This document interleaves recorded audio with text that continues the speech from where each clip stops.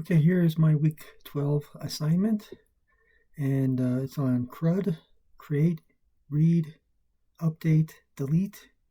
Okay, so what I did for this assignment was I actually watched the lab video at least 4 or 5 times. I also just listened to it, took notes, and I based mine solely on this project right here. I did change a few things, names, and I added style to it. So at the end of the video, it shows the how it looks, the two forms and the table and the delete buttons. And so what I did was I changed it a little bit. I added colors, different styles. So let's take a look at how I changed it. So in the end, this is how mine looks like. Okay, here are the two forms, the add a new veteran. So let's add somebody here, and then a service, Marine Corps, and submit it. Okay, and what I did here is, again, here's the color. I added a sticky bar, I believe it's called. On the bottom here, it's fixed. Some font, some different types of font that I was introduced to. At a certain point, okay, there's a scroll here, so that because what I notice is if you keep on adding more people, it slowly just like pushes. It actually pushes the top off the screen. So I wanted to keep this part here so that it didn't move, basically. I mean, it does move a little bit at the beginning, but then at a certain point it stops. And here, when there's too many, I introduce a scroll. Okay, so that's a little bit different than the lab was. So let's go ahead and take a look at my code. So here is my HTML file. Some of it might be similar to the lab video, but what I did add was, like I said earlier, was a sticky banner, which is on the bottom with the names of the branches. As you go through this, anything that was labeled student is now labeled veteran or just vet, and branch is now the new name for the research. Let's see here.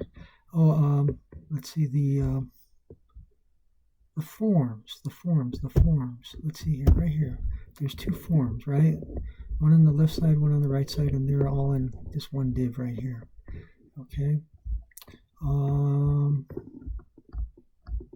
that's about it, really. Okay. Let's go on to the CSS files. So in my CSS files, the first thing I actually did was I imported the fonts, that Black Ops 1 font that the branches use on the bottom of the screen. I added some background color, okay, and then I added that sticky banner. Text align is center. Let's see here, I added some color. What else did I do here? Oh, okay, there's the font family, Black Ops 1, it's called, added color. Let's see, the table container. What happens, as I showed you earlier in that video, was that there's a scroll, right? So at a certain point, the scroll appears so that you're able to see everything. And like I said, yeah, the background color is gray. So there's my CSS file. I added some style to it.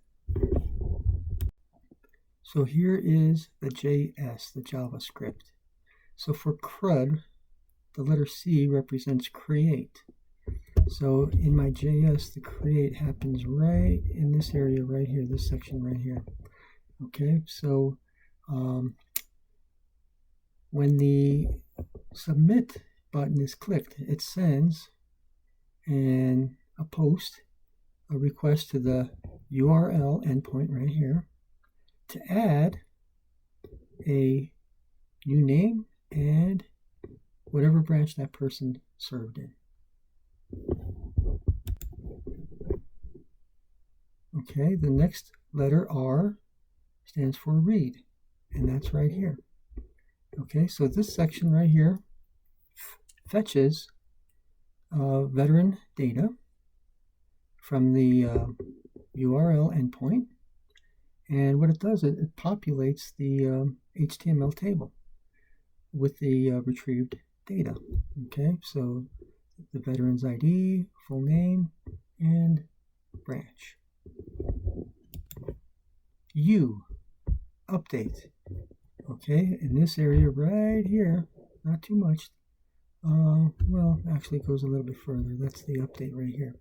So in this part, the update user right here function, it sends a put to the URL endpoint with the updated data to modify a veteran's info.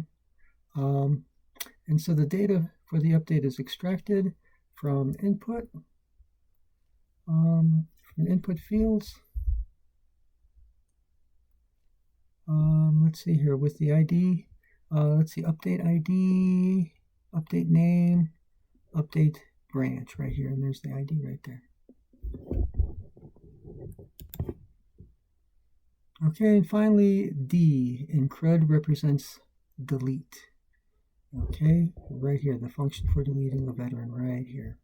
So let's see here, the delete user function, again, sends an HTTP delete with a specified ID and to delete the veteran.